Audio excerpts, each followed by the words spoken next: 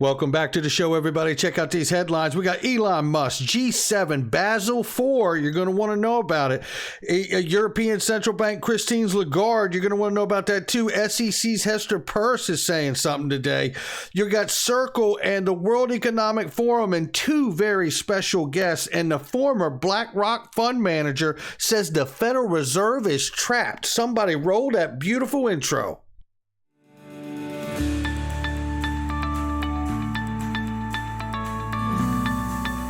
Digital Perspectives with Brad Kimes. Come on in.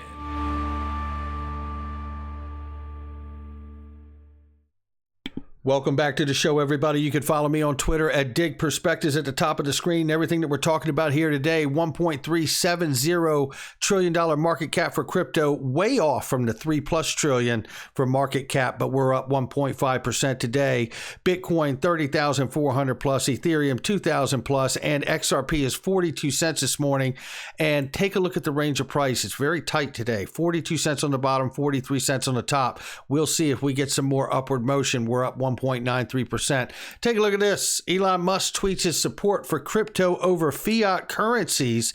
Now, this is not actually a huge surprise, but it also brought me to this piece of news, which is PayPal, and the reminder that we covered this from PayPal a couple months ago, that the PayPal VP says that the company is set to integrate everything related to cryptocurrency, cash platform, integrating cryptocurrency. You can already buy some cryptos through the PayPal platform as it is. So it's just getting bigger and bigger. By the way, you're going to hear from Brad Garlinghouse from the World Economic Forum recent meeting. But until then, take a look at this. This is Jason Cousins, the CEO of GlintPay, talking about how gold is withstanding the market inflation. And ladies and gentlemen, you know that this is why I've been diversifying. I love working with Glint. I love their product. I absolutely do. I use it. And I'm going to be topping off my gold card. And you can have physically allocated gold to you in your name. It is yours. You get enough of it, you can even have it sent to you. But I like it because I can put this gold on a card and I can have a debit card that I can use to hedge all of this inflation business going on. Listen to this quick clip here from Jason.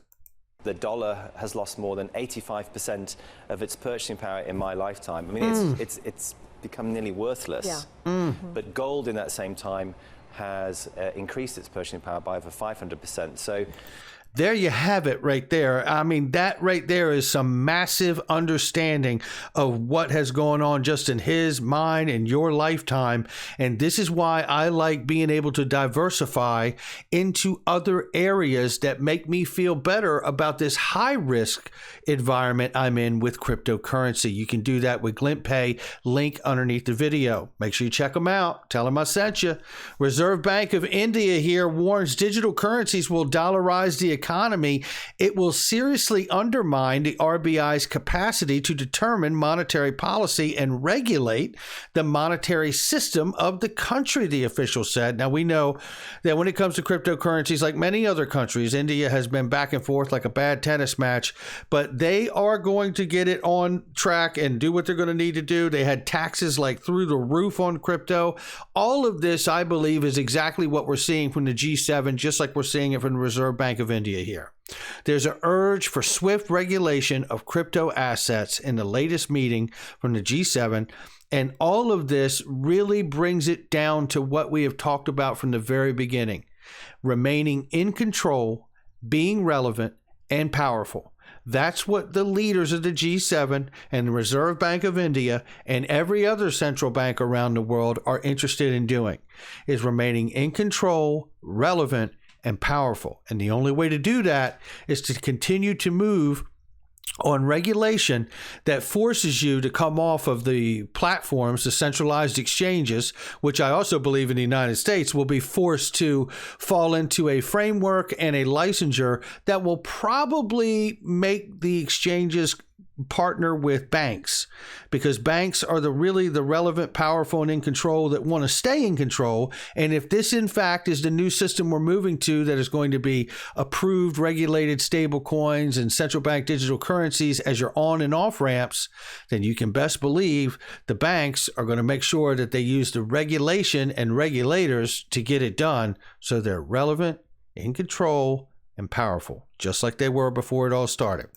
Here's even more evidence of all of that coming. Basel IV, the final countdown, January 1, 2023. Implementation date for Basel IV is approaching rapidly. Banks expecting to hear soon what will be required of them in the EU, the UK, and the US. Regulators are sticking to their guns on the need for completion of the final reforms. Timing. If you're not aware what Basel IV is, it is the informal name for a set of proposed banking reforms building on the international banking accords known as Basel I, II, and III, and now IV. So this is what we're talking about, a uniform set of regulation, because we have so many different regions of the world that have different ways that they govern and different ways that they regulate, some more strict than others, right? And there has to be something they can put in place on an international level that allows them all to operate within each other without infringing on one another at the same time. To further that cause, SWIFT is set to test central bank digital currencies by interlinking several CBDC networks in order to execute cross-border payments. Now, we covered this last week, so I'm going to move quickly. If you're not aware, Capgemini is now going to be working with that collaboration with SWIFT on the CBDC's test. And basically, Capgemini is partnered with R3 Corda. R3 Corda's platform is what allows customers to join the digital world. And once they join on that platform with R3, which is a former Ripple partner, they have access to the Corda settler for options of settlement, for which one, at least, will be XRP. So there you have it. Now, XDC is also available for smart contracts on R3's platform. But as per Quincy Jones has taught us, an XDC developer, that XRP could be used very easily as a complement to XDC to settle off-chain. I wanted to show this to add to the complement of what we're talking about here. SWIFT worked with the EBA clearing and the clearing house on a new pilot for immediate cross-border payments. A payment report said that which is likely to roll out a product by the end of this year. And we know SWIFT has a go-live date of 2022 November for their ISO 20022. So you have to wonder, how deeply intertwined are we in the process of phasing in the use of digital assets like CBDCs or a bridge asset like XRP in this rollout of ISO 20022 and the new financial system that they're all putting together. Look, the very fact that all of these banks are launching CBDCs tells us it is not a guess. There is a new financial system coming, and it will involve digital money, period, right? So that's where we are on this. Let's keep moving here. Christine Lagarde makes it very clear as she slams crypto and Bitcoin specifically here. She says European Central Bank poured cold water onto crypto, claiming that it is worth nothing. In a recent interview, she pointed to the fact that digital cryptocurrencies are rife with speculation and risk. Last year, Lagarde said Bitcoin was being used for conducting reprehensible, I'll sound that out and get some flashcards after this video. Reprehensible money and laundering activity. The French banker and politician has repeatedly pushed for harsher cryptocurrency regulation within the EU and criticized Bitcoin's energy consumption. Lagarde defended the bank's digital euro project, however, claiming that it will be vastly different from private cryptocurrency. So you can bet that they're going to be spying on everything you buy, sell, and everything you do. They may say no, but that's how it'll end up. And right here at home, Hester Peirce revealed in a recent interview that stablecoin regulation might not fall into the SEC's jurisdiction. And the U.S. Congress has looked into the matter of offering guidelines. However, with the elections coming up in November here in the U.S. for Congress, it is unlikely, according to Ron Hammond, that we will see any kind of regulation from Congress.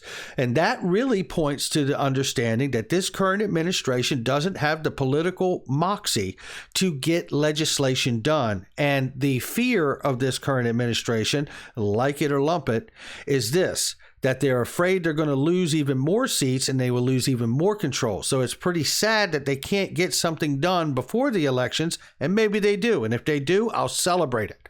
But then I have to wonder, if they get something done, does it hurt us or help us, right? Because there's always that hurdle too.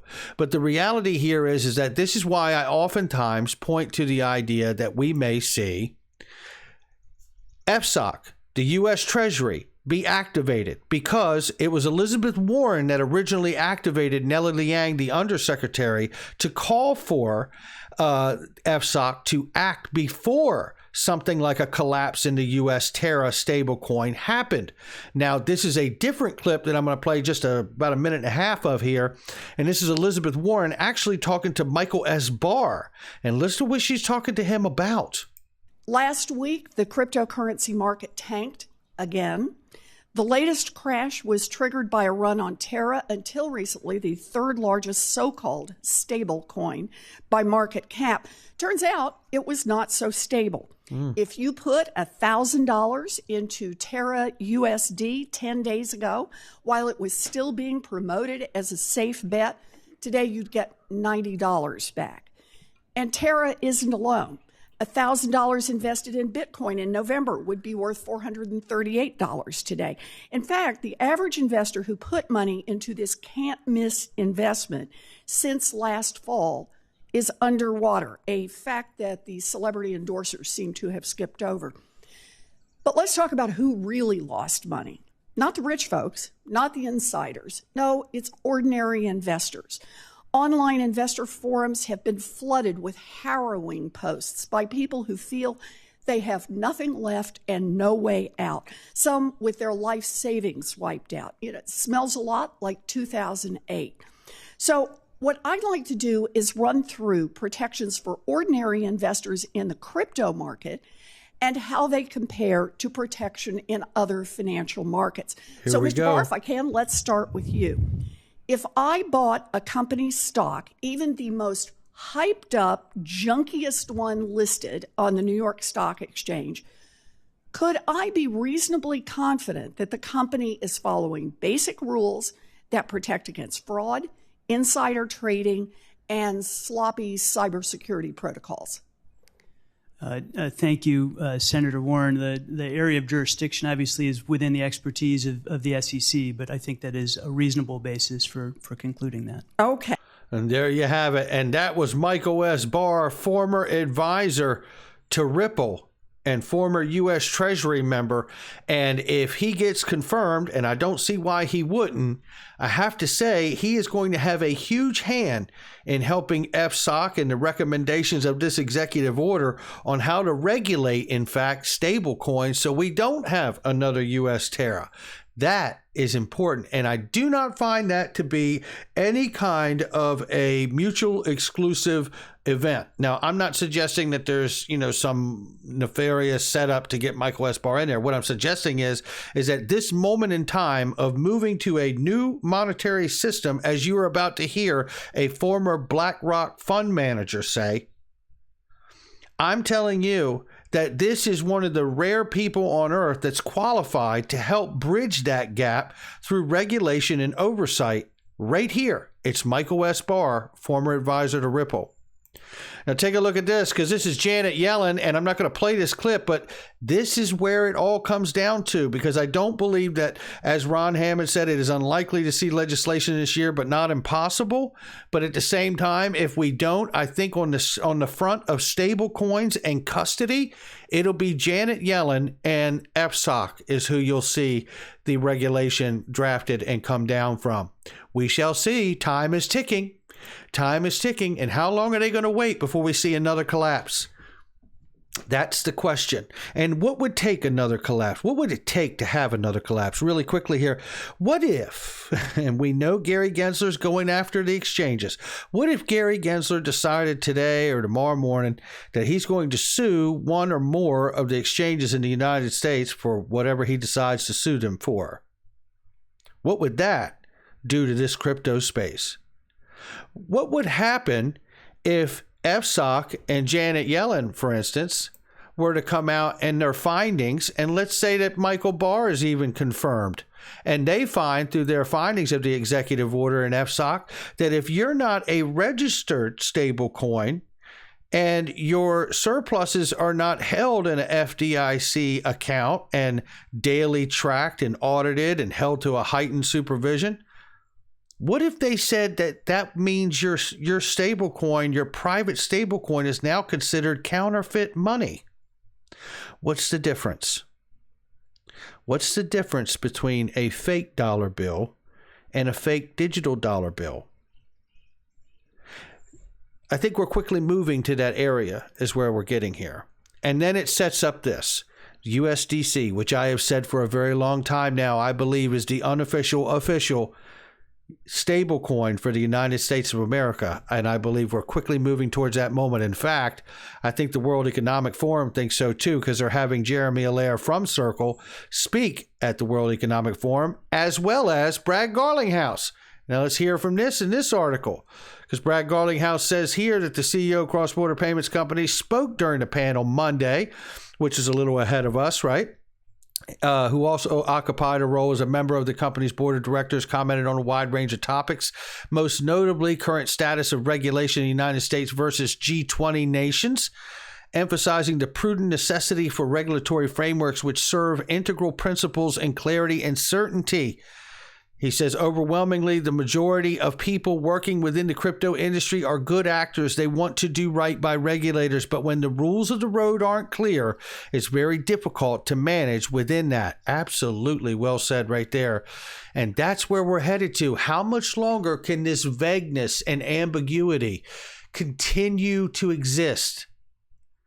That's why I believe we have a real window of opportunity to see Janet Yellen come in with FSOC and using the power of the executive order as well to really formulate, at least on the level of stable coins and possibly custody, to get this ground foundation of regulation started. That's what I think. Looking right here, I'll tell you what this guy thinks. This is the former BlackRock fund manager right here. It says the Federal Reserve is trapped. There's a new monetary system coming. This is Ed Dowd right here, and I just want to show you what he says here. He says, you just have to understand that the central bankers and politicians have bankrupted the world, and a lot of things you're going to see in the media are going to be distractions to cover that. Goes on to say here, that the article says here, and I believe the author of the article here, shout out to ProCoin News on this one, make sure you're prepared, cash, gold, and crypto. And look, you guys know I'm exactly in that place, right? I believe cash is trash, but for a period of time, I do want to be liquid, because if there's going to be a real downturn, you're going to need cash. If Russia follows through with their threat to attack the banking system with a cyber attack, what if their banks are shut down for a little bit? I'm going to want some cash to have on hand for our family, and just as you probably do for your family. And these are things that, listen, you hope for the worst, prepare for the worst and hope for the best, right? That's where I'm at on this day. And I'm doing that every day. And I try to share with you all, not financial advice, but my digital perspectives on what I'm trying to do to make sure that not only I grow a portfolio that allows our family to have generational wealth at some point with the decisions that we're making, and hopefully until then we don't find ourselves in a bind economically that forces us to dip into our portfolio because we're not prepared for what's happening today. And that's what I'm trying to shift in gear and change right now. That's going to do it for me. Make sure you hit the like and subscribe, leave a comment below. Again, not financial advice from me, just my digital perspectives. I'll catch all of you on the next one.